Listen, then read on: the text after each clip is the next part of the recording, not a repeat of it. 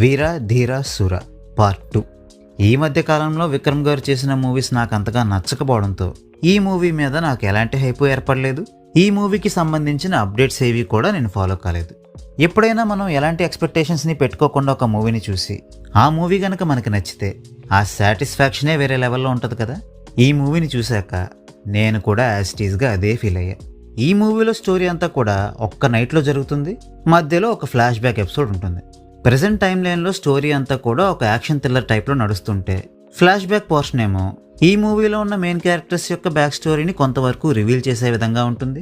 And remaining back story మొత్తాన్ని కూడా ఫ్యూచర్లో రాబోయే పార్ట్ 1లో చూపించడం కోసం రివీల్ చేయకుండా ఉంచేశారు. రొటీన్కి భిన్నంగా ఇటువంటి ఒక ఫార్మాట్ని అటెంప్ట్ చేయడం మెచ్చుకోదగ్గదే అయినా ఈ ప్రయత్నం వల్ల కొన్ని ఇబ్బందులు కూడా ఎదురయ్యాయి. ఫ్లాష్ బ్యాక్ పోర్షన్స్లో దిలీప్ అనే ఒక క్యారెక్టర్ మీద ఎక్కువ ఫోకస్ ఉండేలా చూసుకున్నారు. బట్ ఆ క్యారెక్టర్ని ఫస్ట్ పార్ట్లో మాత్రమే చూపించాలనే ఉద్దేశంతో ఈ మూవీలో ఆ క్యారెక్టర్ యొక్క ప్రస్తావనే తప్ప ఆ క్యారెక్టర్ని మనకు అసలు చూపించరు. అండ్ రిమైనింగ్ మెయిన్ క్యారెక్టర్స్ యొక్క పాస్ట్ పైన కూడా అంతగా క్లారిటీ ఇవ్వకపోవడంతో ఆ వ్యవహారం అంతా కూడా ఏదో ఫస్ట్ హాఫ్ లేకుండా సెకండ్ హాఫ్ని మాత్రమే రిలీజ్ చేసిన మూవీని చూసినట్టుగా ఉంటుంది. ఇక ఈ మూవీ క్లైమాక్స్ కూడా ఈ మూవీకి కొంతవరకు డ్రాబ్యాక్గా మారిందనే చెప్పాలి. అంటే నా ఉద్దేశం క్లైమాక్స్ అస్సలు బాగాలేదని కాదు. అప్పటి వరకు చాలా గ్రిప్పింగ్గా ఉన్నట్టుగా అనిపించిన మూవీ కాస్త క్లైమాక్స్కి వచ్చేసరికి కొంచెం రిపిటేటివ్గా మారినట్టుగా అనిపిస్తుంది. అయితే ఈ రెండు విషయాలు తప్పితే రిమైనింగ్ మూవీ అంతా కూడా నాకు చాలా నచ్చింది.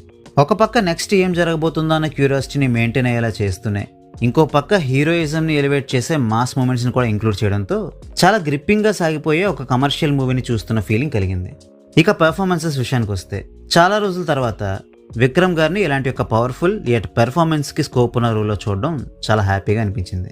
ఆయన ఒక కిరాణా కొట్టు ఓనర్లా ఎంత కన్విన్సింగ్గా ఉన్నారో ఒక ఊరమాస్ రౌడీ ఫెలోలా కూడా అంతే కన్విన్సింగ్గా ఉన్నారు ఈ మూవీలో. ఇక దుషారా నుండి పృథ్వీరాజ్ వరకు రిమైనింగ్ ఆర్టిస్టులు అందరూ కూడా వాళ్ళ రోల్స్కి తగ్గట్టుగా బాగానే పర్ఫామ్ చేశారు. కొంతమంది మాత్రం తమిళ నేటివిటీలో ఇన్బిల్ట్గా ఉండే అత్యుత్సాహాన్ని కనబరిచారు. ఇక టెక్నికల్ ఆస్పెక్ట్స్ విషయానికి వస్తే జీవి ప్రకాష్ పనితనం సినిమాని బట్టి మారుతుందేమో కానీ ఆయన మనల్ని రాబిన్ హుడ్తో నిరాశపరిచినా కూడా ఈ మూవీకి ఆయన కంపోజ్ చేసిన సాంగ్స్ అండ్ బీజిఎం మాత్రం చాలా బాగున్నాయి. ఇక తేని ఈశ్వర్ చేసిన సినిమాటోగ్రఫీ ఈ మూవీకి వన్ ఆఫ్ ద మెయిన్ హైలైట్స్గా చెప్పుకోవచ్చు.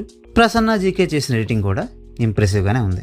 సో ఇదంతా విన్నాక ఈ మూవీని నేను మీకు రికమెండ్ చేస్తున్నానన్న విషయం మీకు అర్థమైపోయి ఉంటుంది. ఇందాక మనం చెప్పుకున్నట్టు స్టోరీ నుండి పెద్దగా డివేట్ అవ్వకుండా ఎంగేజింగ్గా సాగిపోయే ఒక మాస్ యాక్షన్ థ్రిల్లర్ని చూడాలి అనుకుంటే ఈ మూవీని తప్పకుండా చూడండి. So well, that's a wrap on this video. ఈ వీడియో మీకు నచ్చితే వీడియోని లైక్ చేయండి. మరిన్ని రివ్యూస్ కోసం ఛానల్కి సబ్స్క్రైబ్ చేసుకోండి. We will meet you next video. Thanks for watching.